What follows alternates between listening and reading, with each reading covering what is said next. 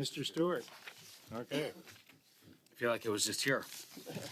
Thank you, Mr. Chair. Thank you to our witnesses for being here today. The first question I wanted to ask you about was the training of our soldiers that are going to theater in Latvia. And we understand that there's a decision made not to have the soldiers fully trained when they deploy. And just wondering about that decision and when that was made. Thank you, Mr. Chair. The earlier question alluded to General Leslie, a very deeply respected warrior leader that actually set up our Canadian Maneuver Training Center in Wainwright, a world-class facility, unquestionably for its immersion weapons effects simulation. That is the model we would ideally use. In this circumstance, the nature of the task force and the brigade is an integration of multiple nations. It was a deliberate choice to do the combat maneuver readiness training in Latvia with the allies to assure the integration. Does that put our junior soldiers, for instance, that have less experience at any greater risk? I think the same level of training is assured.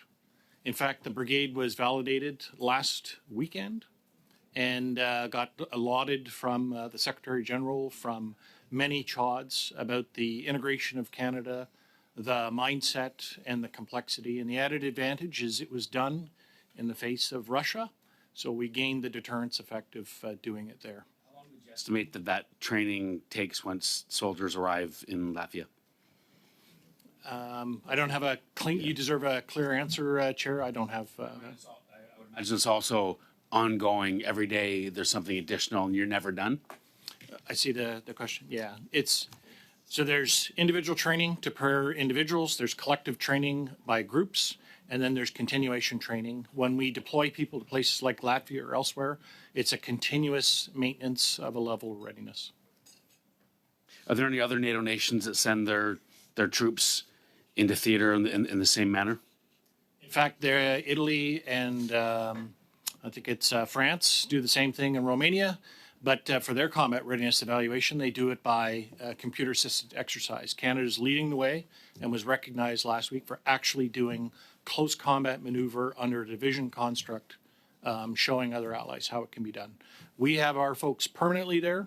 Other nations often rotate, or they return to their home nations on the weekend, as an example. So Canada is actually demonstrating our competitive advantage in our approach. Okay. So I'm assuming Mr. Bazan has a 5-minute exciting question. Yeah, thank you, Mr. Chair. Always do.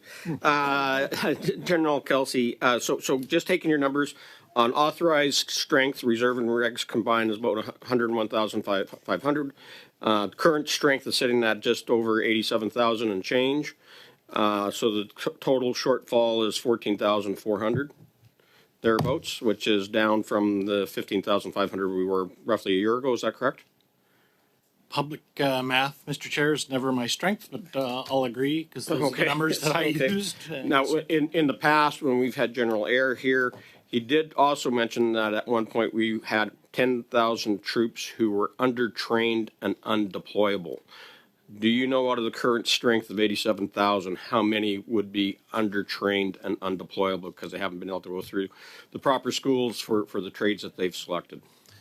That's the difference between, Chair, the trained effective strength and the trained effective establishment. As of today, that number is 11,320.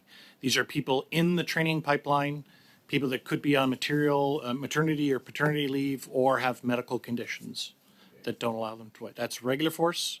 Reserve, I didn't mention Rangers. Of course, there's 4,848 Canadian Rangers. Rangers are almost at full strength, I would think. Generally speaking, they different standards. Yeah, full strength. Okay, so out of that 11,320, those that are undertrained, not that are on leave because of various reasons, out of that 11,300, how are we going to get them trained faster so that we can get them in, increase our overall readiness?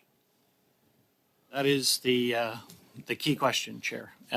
General Karen herself is chairing a new business transformation meeting to get to undertake understanding that. First, I'll address the recruiting, and then your specific question about the pipeline, because it affects all services. Recruiting transformation includes changing how we get people through the door. We're not lowering standards, we're lowering barriers. So we're redesigning security clearance processes, not the standard, but the processes, undertaking medical, which I know this committee had looked at before, we discussed before, to make it closer to Canadian standards, to make Canadians safe, but we get them in the door quicker, and the aptitude testing. We made changes in October. We're already seeing results related to that. As the question points out, it's not just about getting them in the door on the basic training. It's each of the services being able to adapt to this greater load. And because of the state of the gaps of people that we have to make a choice between pulling people from line units, readiness, into training institutions by Air Force, Navy, and Army. So it's a very complex system of systems, but it's the strategic discussion that General Carignan's. I do appreciate it. I got quite a few other questions. In these supplementary estimates, is there any restoration of funding to cadets that we know have been reduced from $240 million down to $200 million? Are we fixing that delta and increasing funding back to our cadet program? Not in supplementary estimate B.